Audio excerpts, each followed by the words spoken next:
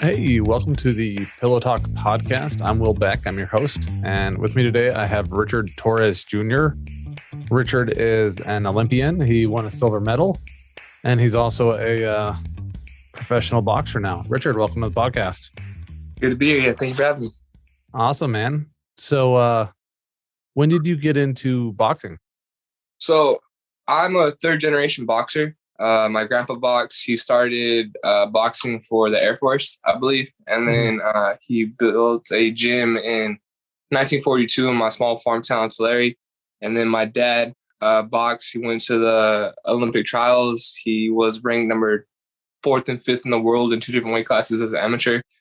And, he did his thing. And then he kind of just passed it down to me. So I had to box until I was 16. And from that point, I got to decide whether I wanted to continue or not. Like, he was like, no, this is part of your chores. You have to do this.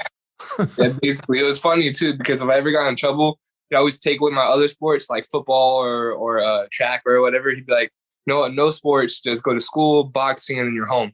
Like, all right. Why do you think he did that? I really think that boxing teaches a lot of fundamentals, not only inside the ring, but outside the ring. Discipline, prolonged gratification, humility a little bit too. No matter how big you get, someone will punch you in the mouth. So I think there's some core values that not only boxing, but all kind of sports teach the youth. So I'm a big advocate for youth athletics. Yeah, I am a huge basketball guy, and my kids are all basketball players, but I make them do cross country. Okay. Because I just think it teaches good things and it makes them tougher. Yeah. And I'm like, hey, I want my kids to be tough and to be like, hey, I can run 5 miles or 10 miles or whatever, and be willing to push through it. Yeah, and the most conditioned person on the court, they're always the ones that end up in the game, right? Dude, totally. You need to be in the fourth quarter, the one who's able to perform. Exactly. So definitely does that. How'd you sleep last night?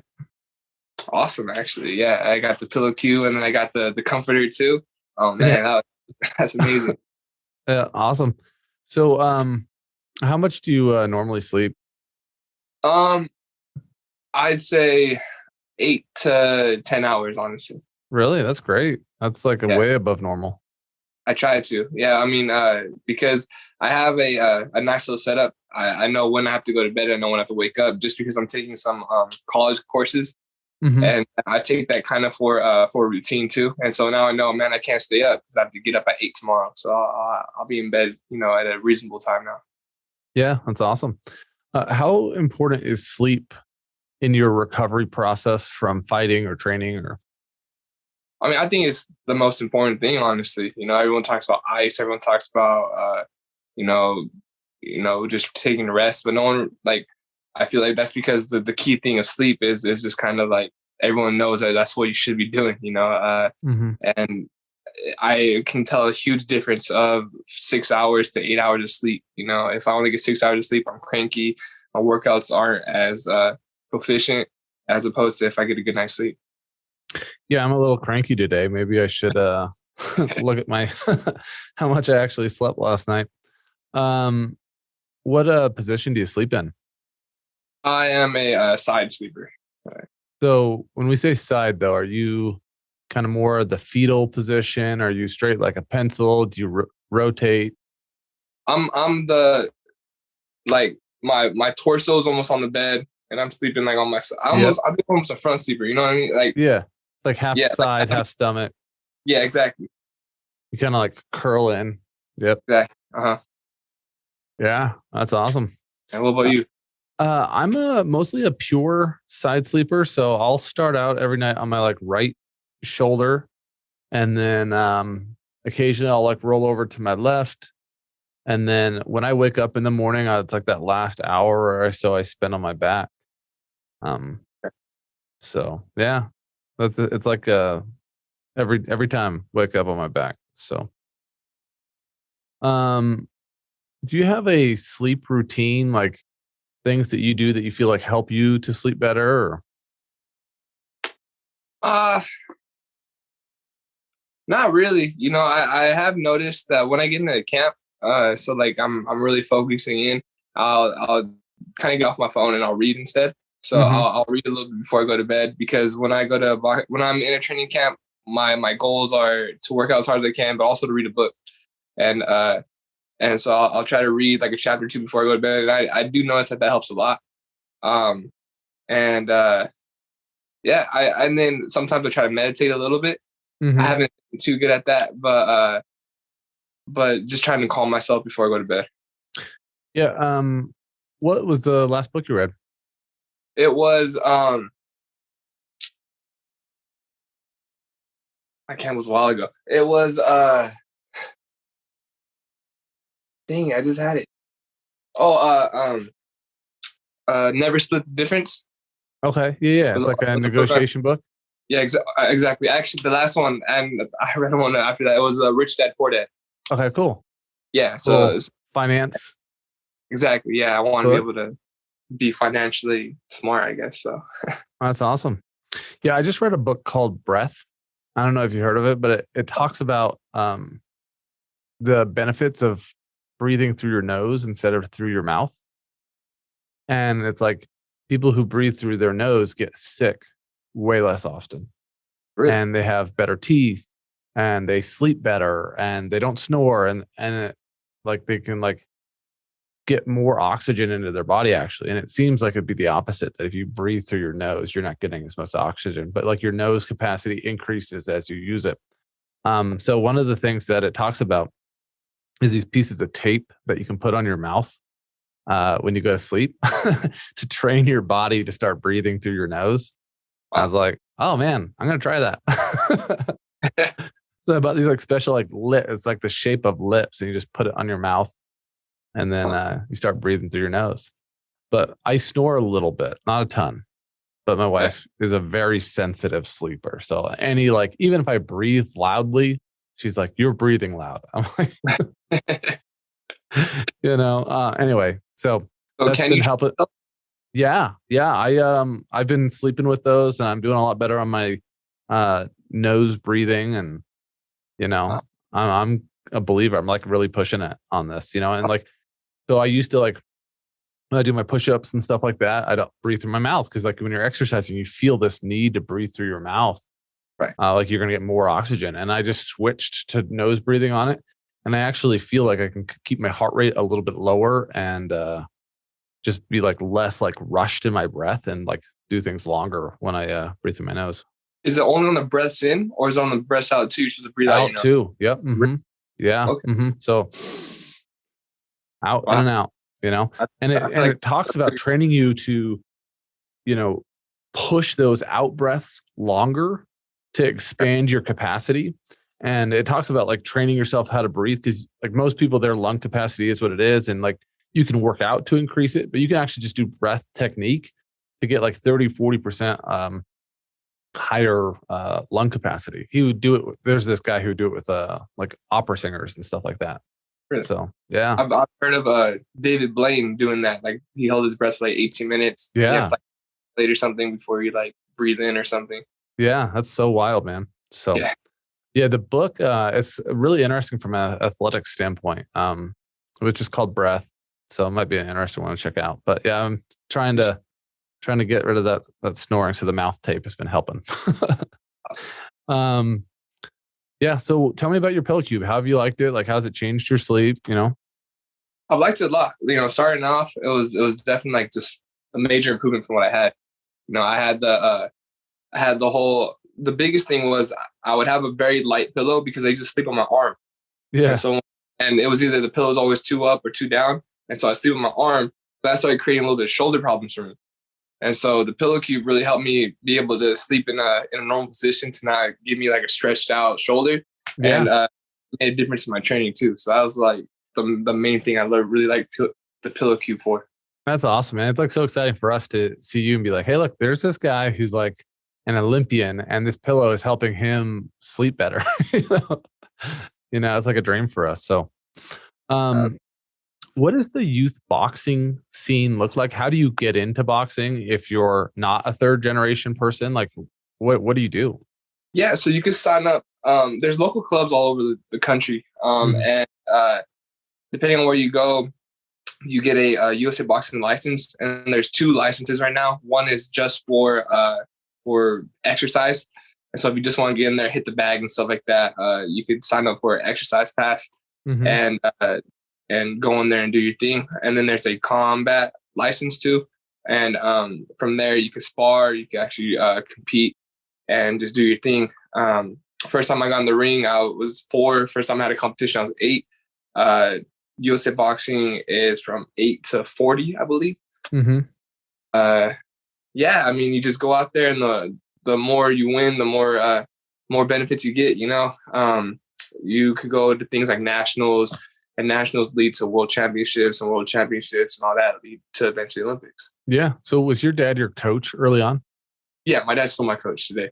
Okay. So I actually I trained with them all the way until I was 18, and then when I just turned 18, USA Boxing asked if I wanted to live at the Olympic Training Center, and I couldn't turn that offer down. And my dad drove me up there, and I trained with the Olympic coach, Coach Billy Walsh, and Coach Kate Karoma, and they trained me from when I was 18 to about 22.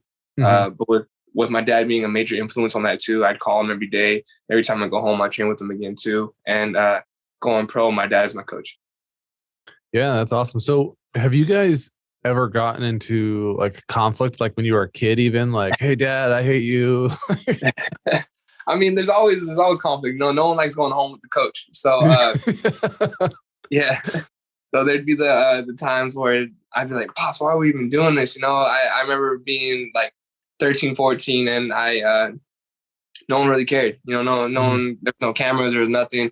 And I was like, Pops, what's even going on? But I was like, just stick to the plan, stay with it. Like, things are going to change. Don't worry about it.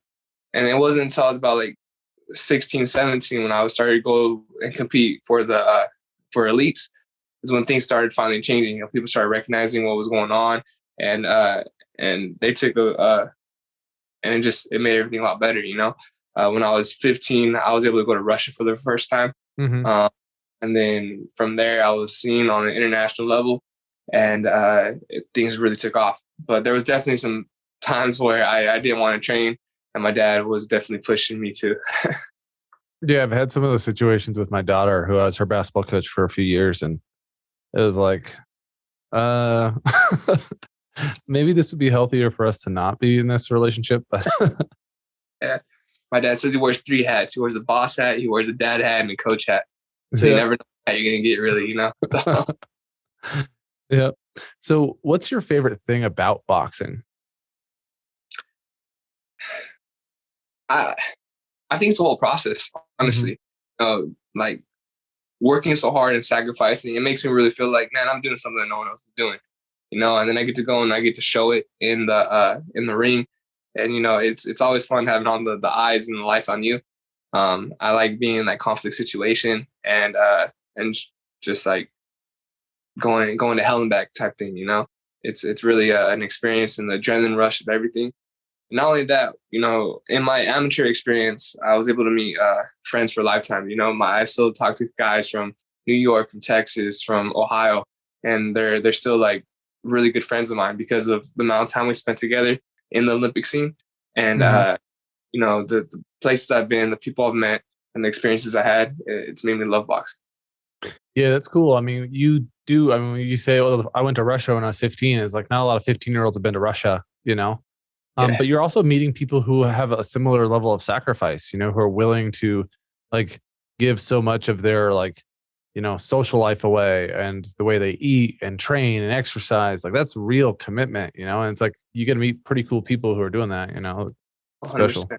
They say environment trumps will every time, right? So it was so much easier to train like an Olympian when you're around other Olympians, you know. When you're back home and the only people I'm around, you know, they're hanging out, they're partying and stuff like that.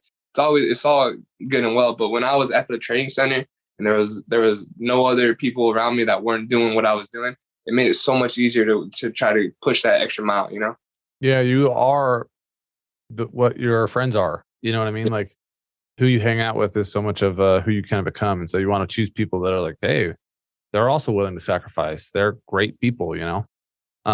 A lot of people have this theory of like, hey, I'm gonna pick friends that I can help out and like lift up. And there's a point of that that's true, but you also want to be friends with the people that you feel like lift you up and are the best, and you can like mutually be there for each other, you know?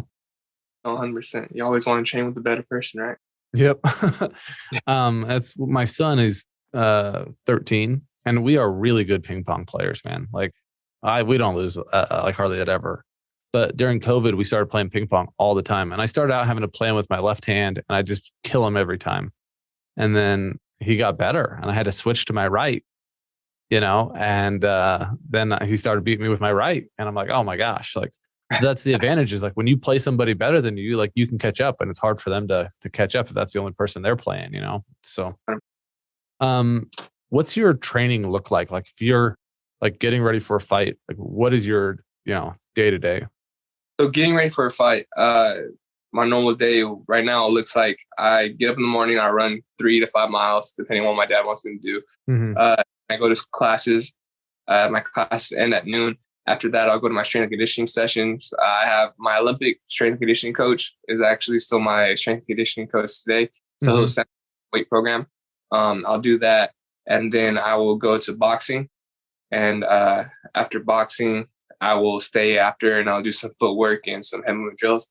So 3 to 4 practices a day. Mm-hmm. And that's until Sunday. I rest Sunday and then just rinse and repeat. Yeah. 6 days a week though, huh? Yeah. On Saturdays, I'll take away the strength and conditioning, and we'll just do like a really long run or a real long swim or a longer conditioning. And then as you get into a fight, like right before a fight, what changes about that? Like a week before a fight? Oh, we definitely taper. So instead of, we'll still do most of it actually. Like we'll still do the run, we'll still do the strength and conditioning and everything, but it's just less intense. We'll, instead of going 20 rounds in the bag, we'll do like 10, and it'll be more of like just drills and working what we want to do for the fight. And then about 4 days before the fight, we fly out to the venue. And so whether it be Fresno, where I made my debut, or maybe SoCal or New York or wherever we're going to fight, we'll have a period of actual rest. And then what is the rest like after a fight? Like how long before you start training again? So that's something my dad and I got to work on a little bit more because my him right afterwards, So I'm back in, and instead of training 4 times a day, we'll go like 2 times, and it'll just be what we messed up on in the gym, or what we messed up on the fight, or it'll be what we got to work on for next fight. And so I think the most rest I've gotten after a tournament or something is about like a week and a half. So dad's pretty hard on you, huh? I wouldn't say hard, but he definitely his mindset is I'm going to be the most conditioned one in the ring, and that's going to be the most sure way I don't get hurt. Yeah. And he wants to make sure I stay conditioned, and I will be conditioned. And I'm really thankful for that, actually, because I do believe that I'm the most conditioned heavyweight in the world. I don't think there's anyone that could run 8 miles with me. I don't think there's anyone that could go for a sprint as long as I can. They might be able to be faster for a second, but not to be able to sprint like 800, Yeah. And I'm a firm believer that I'm the most conditioned, and that is because of my dad. So what's your 400-meter time right now? I get a sub-minute. I don't know the exact time, but I try to hit that sub-minute. So as long as I can get that one still, I'm good. You're good to go. Yeah, that's still impressive, man. That's awesome.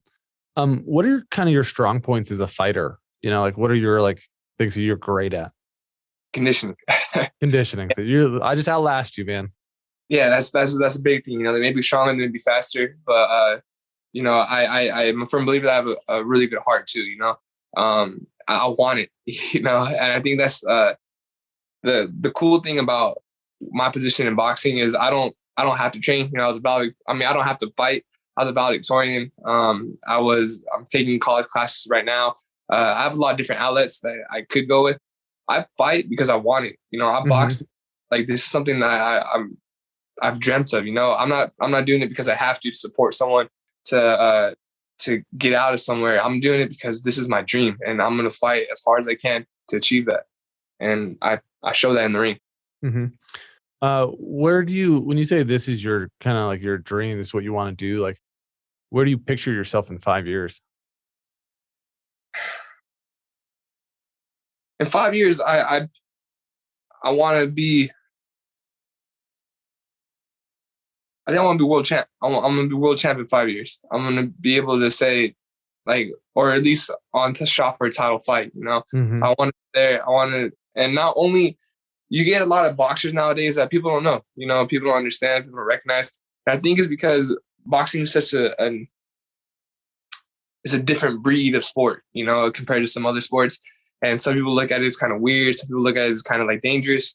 And there's not a lot of crossover. And I feel like I'm one person that can kind of cross over from just the boxing world into the real world. Yeah. You know, some guys did that, like Ryan Garcia, and a lot of people know of him. And I'm trying to be like that in the way too. I want to be more of a household name instead of just a boxing name. Yeah, that's awesome, man. Yeah, that'll be cool 5 years from now. And I'm like, hey, I know that guy. I actually think it's cool that I know you right now, but it'd be especially cool when you are the champ, you know? So what are some skills that you have to have in boxing that some people don't realize, they aren't thinking about, like, hey, that's a boxing skill? Footwork is one of the really big things. They say boxing footwork actually mimics a lot of tennis footwork. Oh, really? Yeah, like kind of getting around the ball. And I guess you have the same thing in table tennis too. Yeah, totally. Shifting the weight. And a lot of people don't realize that, but I feel like a lot of tennis people will be really good boxers because of the footwork. You have to stay on your feet, you have to move around, and that's something that everyone just thinks you're just throwing, and you're not. It's angles, it's movement, and a lot of lateral things. So when you're moving around, are you really conscious of what your feet are doing, or is it at that point it's kind of just training that kicks in? Like, you're like, oh, I got to be moving my feet different. I got to be, you know, what are you thinking? I mean, it's definitely, I had to keep my feet under me, because there's a lot of times when you have a really fast guy that you want to just punch him, and you punch hard, and in doing so you'll lean in. And if you lean in, you're really susceptible for a counter. And that's when someone steps back, comes back. And if you're over your feet, you can't do anything. You can't move. And so you're just kind of stuck and you take the punch. Yeah. And this thing is stay under your feet. And when you jab, you bring your back foot and your front foot and your back foot. It's a lot of different things that go into play. But right now, I would say for the basic punches, my footwork is like, I've just done it so many times, it's almost muscle memory. But you get some of these spins, you get some of these side check hooks. You're like, all right, I'll make sure to step. Or you do, in your mind, it'll be like a beat, like step, move over. So I watched a little bit of an Olympic fight that you had where you, I think you were fighting a guy named Baludinats. I don't know if I'm pronouncing that correctly. The Kazakhstan guy? No, he's from like Algeria or something. Oh, Algerian. Okay, yeah, the first fight. Yep. As the only one I could find that was like on the internet, but you hit him like in the chest, stomach area, and it knocked him down like 5 seconds after you hit him. Yeah. Like, is that a normal thing to hit somebody in the stomach and knock them down? And like, why was there a delay there? What happened? It's a liver shot. That's what that is. It's called Coach Billy Walsh. I call it the Billy hook. Because what you do is you step through and you step over and you kind of get out of the way of any punches coming, and you're still able to throw that body shot. And he learned it from another guy from Ireland who I actually met a little later. But yeah, when you get hit in the liver though, it's because I've been hit there. You get hit and you're like, oh, that's all right. Yeah. It's a delayed reaction. So you get hit, you're like, all right, so you, oh no, I didn't. And it just drops you, it shuts down your body. And I actually think that those body shots are a lot more impressive than the headshots, because if you get knocked out to the head, it's like you don't have a chance to get up because you're really out. You know, but if you get knocked down in the body, it's like takes your will away, and you don't get up from that. I love those body shots, man. Yeah. So, what's your favorite fight that you've ever had? One of them was actually, I fought Cuba in the Olympics, and I was the first USA guy to beat a Cuban Olympic since I think 2004. And that was awesome because I had lost to him in Peru at the Pan American Games. It was a really close fight, and I always won that fight back. And so going to the Olympics, in order to get a Olympic medal, I had to fight him. And so the pressure's on. And, I just went out there and we punched, man. I mean, I must have punched like at least 300 punches that fight, 100 punches around. And it was an awesome fight, and I'm glad that I was able to get that victory back. Yeah. What do you think helped you to be able to beat him when you didn't beat him before? I think one of the biggest things was I stayed consistent over COVID. Mm-hmm. So when COVID hit, a lot of people from different places, they're like, forget it. The Olympics aren't going to happen. I'm just going to eat. I'm just going to do something. I do think he came into the Olympics a little sluggish. He gained weight, and I stayed consistent. I was ready. I was working hard, and I think that showed in the fight. Yeah, awesome. How do you get better at your skills? Like, what things are you trying to work on in your game right now? It's consistency.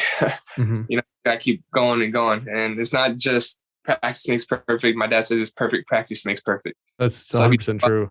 Yeah, if you just go out there and go through the motions, then that's not going to help at all. So I'm working hard, but I'm working on right now my hands up. And so when you say hands up, like you're never like dropping your hands so that exactly. You're vulnerable, that kind of thing. Like you're trying to like defend yourself better. Yeah. So like as opposed to your hands right here, I want my hands up here. Okay. And that's temple shots. That's just gonna it's gonna deter people too. If you have an open target, it's a lot easier to throw something at it, as opposed to like a closed target. But do you feel like naturally, like you get kind of lazy and tired, so you bring them down? Is that? Yeah, that's the main thing. And people will bring different hands down. Some people will leave this hand up and will drop this hand. Some people will drop both hands. And you get some guys that are fast enough to where they can move their head out of the way when they see the punch. But it's always a good thing to have your hands up because you get timed. And so that and my head movement, not just reactive head movement, but continuous head movement, because a moving target is harder to hit than a non-moving target. And so you're just constantly kind of bouncing like, hey, I don't want to give him something where he can like sit on it and then take a shot at me. And just kind of lock in. My dad always says picture a guy with the gun and a laser pointing at you. And you gotta get out of the way of the laser, and if the laser ain't too long, you get shot. Yeah. So that's how he uses. Yeah, that's cool. So when you won silver in the Olympics, that means you like lost your last fight. Like, how did you feel at that moment? Did you feel celebratory, or was it like a down thing? Or no, I was devastated. I went to I remember I got interviewed by Washington Post and said, how do you feel about winning the silver medal? And I just said, I'm sorry to everybody that I didn't do what I needed to do. Yeah. And looking back on it, I realized the accomplishment I made. And I'm happy that I got the silver medal, but it'll always be a bittersweet moment. I always got this close to it, and it's tough, and so I'm excited. And I'm ready to celebrate the victories I did have in the amateurs, and I'm happy with that. But that's one of the reasons I'm still boxing, honestly, because I didn't get that gold. If I got that gold, I don't know if I'd be pro right now. I might just be in college. I might just be doing something else because I would have felt like I achieved everything I wanted to achieve. But now, since I didn't, I still have that drive and I still have that passion to push me forward and keep me humbled. So how do you climb through the boxing ranks? Like, you had a first fight, pro fight recently. How do they find and decide on the next fighter for you? And is there like you kind of pick and start working through people of like a lower competition and then kind of work your way up? How does that happen? So with matchmaking, your guess is as good as mine. Okay. I do. Well, I doubt it because I'm really not huge into boxing. But yeah, I think honestly, I do think that it's a building process in a pro career. People are trying to. The matchmakers are finding fights that will be challenging, but also building for you. So like there'll be steps, and I think after a couple fights, and it'll start being a lot more challenge as opposed to building. And that just depends on how fast you want to be pushed and where you want to be. And so I'm taking the advice of my dad and the matchmakers on how it goes. But in the amateurs, you fought whoever you had to fight, because it was tournament style, and so you didn't know who was going to happen. So I was fighting the best in the world, the best each country had to offer, for the last 4 years. And so I'm from believer that I'm ready to fight anybody, and I want to. So whoever they put in front of me, I'll fight. But it's who they put in front of me, I guess. Do you have a next fight announced or? not announced yet. They kind of hinted at me it'll be end of July. I mean, end of June, early July. Mm-hmm. And that's just because I got cut in my fight.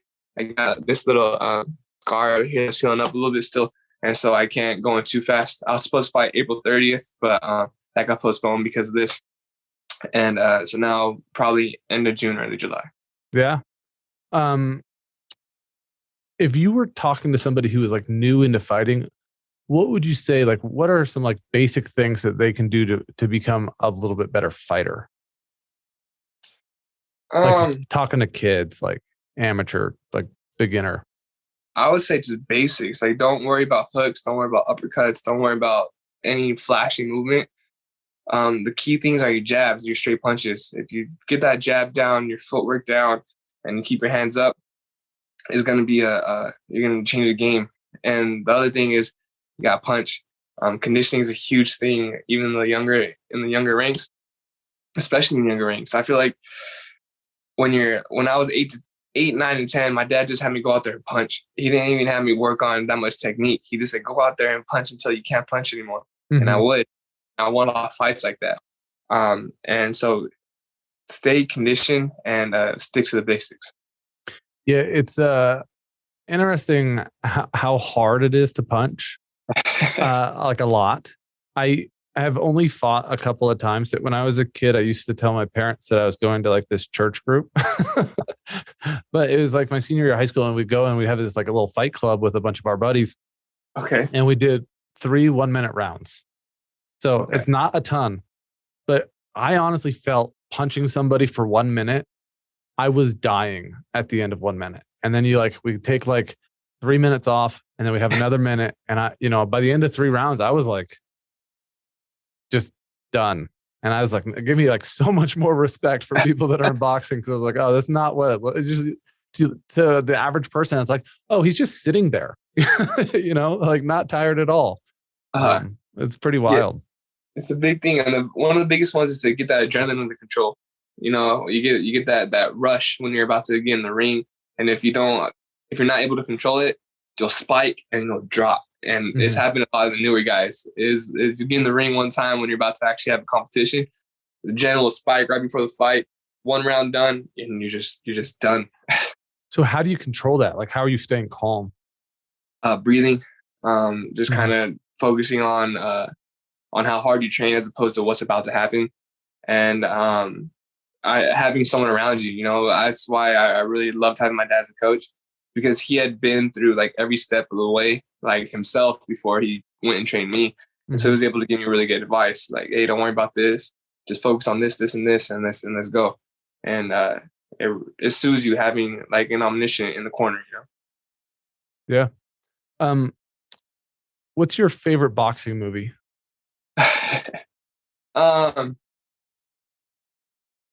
Might be Cinderella Man, honestly. Yeah, that's a good one. Yeah. Russell Crowe.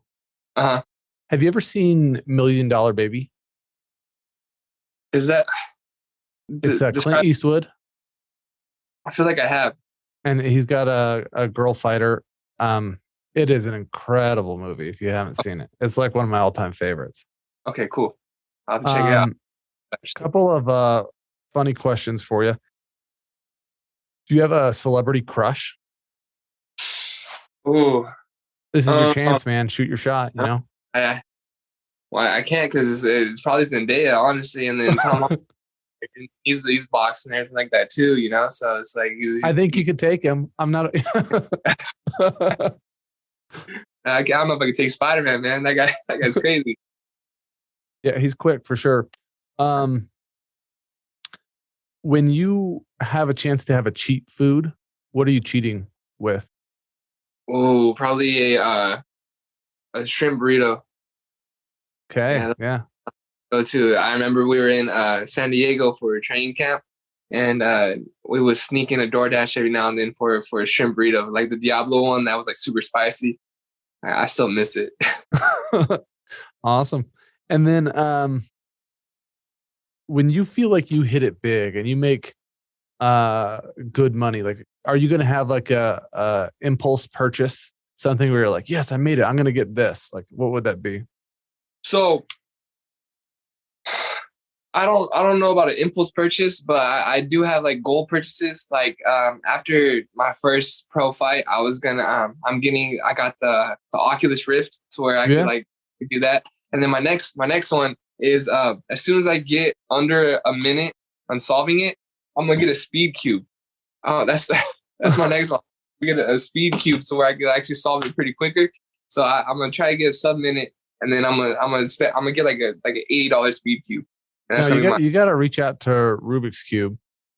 I know, right? They'll take care of you, dude. No problem. Guarantee it.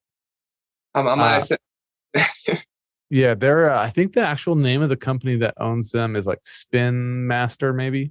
I think it's Spin Master. Anyway, should definitely hit them up. They'd be more than happy to get you a speed cube. I'm sure of it. So, last question for you. When you look at like what you've accomplished so far, you know, do you feel like you found happiness in what you're doing? And how do you measure your success? How will you say like, hey, I've made it, I'm doing it, I'm living the life that I want? I think I'll never feel accomplished, honestly. Mhm. I really don't. I think I'm always gonna be striving for something better. And that's kind of what defines a lot of athletes is there's always a next step, a next goal. But I think happiness isn't something that lasts. Like I don't think you could achieve happiness. I think happiness comes in accomplishing one goal and then finding a new objective and accomplishing that. So I think in order to have happiness, you're gonna have to have struggle and then accomplish that and then find some more struggle. I read it was the subtle art of not giving enough. Yeah. And he kind of explained that. He goes, everyone wants to have this like paradise, but if there's only happiness, no one's gonna be happy, and if there's only sadness, no one's gonna be happy. And so happiness comes in the little struggles and accomplishing it. And I am grateful for what I've accomplished, but I don't want to be that high school football player that talks about everything he did in high school and I'm 30. You know, like I was an Olympic silver medalist at 22, and I still got a lot of life to live, and so I'm still working hard. And I can't look back and smell the roses when I'm still running the trail. You know. Yeah, that's an awesome way of looking at things. You know, just and hey, I always need to have a challenge, and like the process, not even just overcoming that challenge, but it's like the process of overcoming that challenge is what gives you happiness and joy, and that like that joy is found in the journey of doing something, not just in the completing of it. You know, and so you always have to be looking for stuff. There's an expression that like the rent for success is due every single day. You can't like be taking these days off.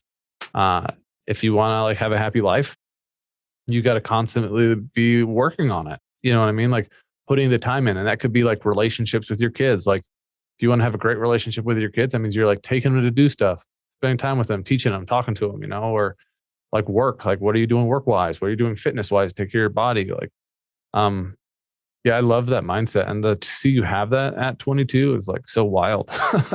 You know, I'm like 38. I'm like starting to kind of maybe figure out like, hey, this is what makes me feel good on a regular basis is like, just like working and doing stuff. And like the people who dream of making $50 million and then never having to work again, that's not what's going to find them happiness at all. You know, 50 million would be cool, but like as long as the next day you start and go back and start doing something else, you know. And that how like all the lottery winners, they're all like a lot of them are broke now and everything like that. Like just because you get money doesn't change your problems, you know. Mm-hmm. And I started to learn a little bit about that, and so now it's just kind of like finding ways to manage what you want to do. Yeah. Awesome, man. Well, hey, thanks for taking the time to be with us on the podcast. You know, it's great to hear that you're loving your pillow cube, and but we're really excited to see your success, man. Like, well, I'll definitely pay-per-view your next fight, and if not, I might even try to like go to it. So, but I love seeing your success, and we'll always be rooting for you. So, thank you. Yeah, and I'm seeing you guys all over YouTube now too. All the ads and everything. Like you guys always. So yeah, we're happening. Awesome, man. Thanks so much. Awesome. Thank you.